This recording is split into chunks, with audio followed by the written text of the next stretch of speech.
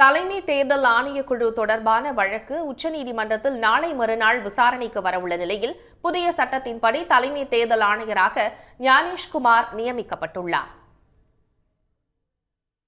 தலைமை தேர்தல் ஆணையர் மற்றும் தேர்தல் ஆணையர்களை தேர்வு செய்வதற்கு எந்தவொரு நடைமுறையும் இல்லாததால் அரசமைப்பு சட்டத்தின் 324வது பிரிவின்படி நாடாளுமன்ற பரிந்துரையின்படி குடியரசுத் தலைவர் நியமனம் செய்து வந்தார்.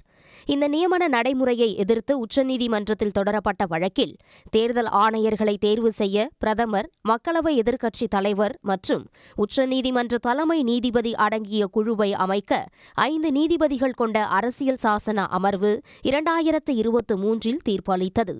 இதனையடுத்து அதே ஆண்டு நாடாளுமன்றத்தில் தலைமை தேர்தல் ஆணையர் மற்றும் தேர்தல் ஆணையர்கள் சட்டத்தை கொண்டு வந்த ஒன்றிய அரசு தேர்வுக்குழுவில் தலைமை நீதிபதிக்கு மாற்றாக ஒன்றிய அமைச்சர் என மாற்றம் கொண்டு வந்தது.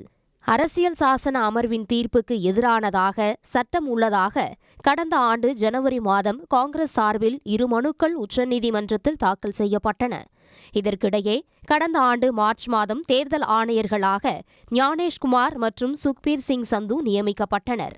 அப்போது மக்களவை எதிர்க்கட்சி தலைவராக இருந்த காங்கிரஸ் கட்சியின் ஆதிர் ரஞ்சன் சௌத்ரி பரிந்துரையில் இருந்தவர்கள் குறித்து ஆராய தனக்கு போதிய அவகாசம் வழங்கப்படவில்லை என்று கூறியது விமர்சனத்திற்கு வலு சேர்த்தது.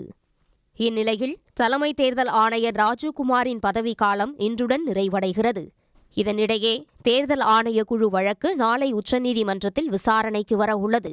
இந்த சூழலில் புதிய சட்டத்தின்படி தலைமை தேர்தல் ஆணையராக ஞானேஷ்குமாரை ஒன்றிய அரசு அறிவித்துள்ளது. தேர்தல் ஆணையராக விவேக் ஜோஷியை நியமித்துள்ளது. 1988ஆம் ஆண்டு கேரள கேடரைச் சேர்ந்த IAS அதிகாரியான ஞானேஷ்குமார் இந்த ஆண்டின் இறுதியில் பீகார் சட்டப்பேரவை தேர்தலையும் அடுத்த ஆண்டு நடைபெறும் மேற்கு வங்கம், அசாம், தமிழ்நாடு தேர்தல்களையும் மேற்பார்வையிடுவார்.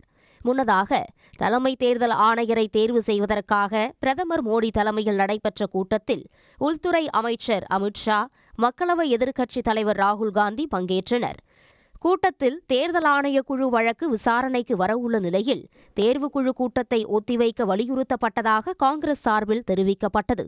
உடனுக்குடன் செய்திகளை தெரிந்து கொள்ள சன் நியூஸ் பெல் ஐகானை கிளிக் பண்ணுங்க.